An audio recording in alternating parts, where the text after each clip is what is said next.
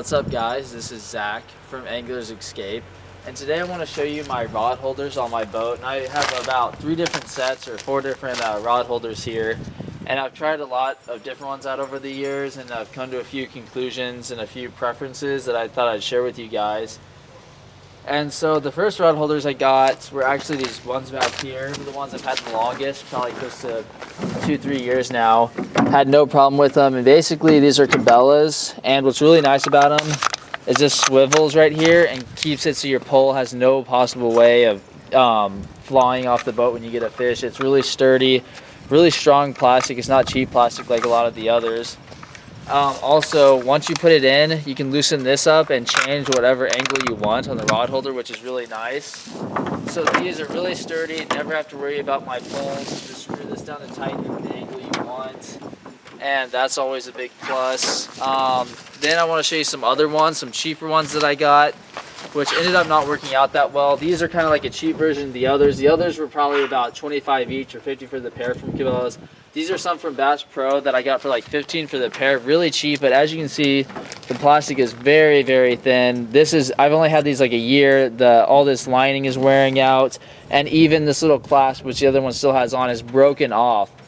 So these things, the cheap ones, they seem to fall apart. Also, not only that, but they seem pretty flimsy, and I'm worried eventually I'm going to lose a pole just because this thing might fall off even though it's locked in. The lock doesn't seem to work that well. So don't go with some of the dirt cheap ones that might be $5 for a rod holder or $10. Maybe go for one that's 20, like the more heavy duty plastic ones over there.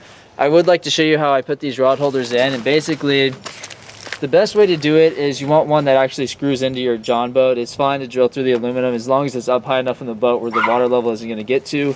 As you can see, I've just drilled some screws through here and then put on a bolt on both sides to keep it in place. I did the same thing back here. And as long as you keep the rod holder, the holes above where the water line would hit the boat, you're fine. I have a few that you don't actually have to drill a hole in your boat, but I found they're just too flaky. I really don't like them. They're really hard to get on the boat. This was $4 off Amazon, so again, a really cheap one. But it doesn't angle the pole good. It wobbles a lot. I can't get it to stay on really well, as tight as I can get it. And I really don't recommend the cheap ones that don't drill into the boat because they're just too unstable. Let me show you one more pole holder that I also didn't have to drill in, but this is one that it's nice that you can pull the pole out real easy, but again, this just kind of screws in right here so it stays.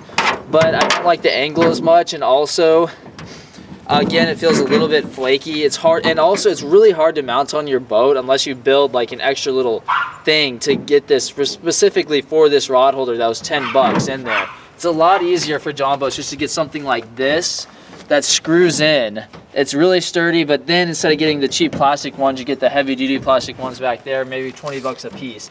So that's my recommendation, guys. I hope you learned something here today, and maybe you'll try out one of these rod holders, hopefully one of these back here. And thanks for watching.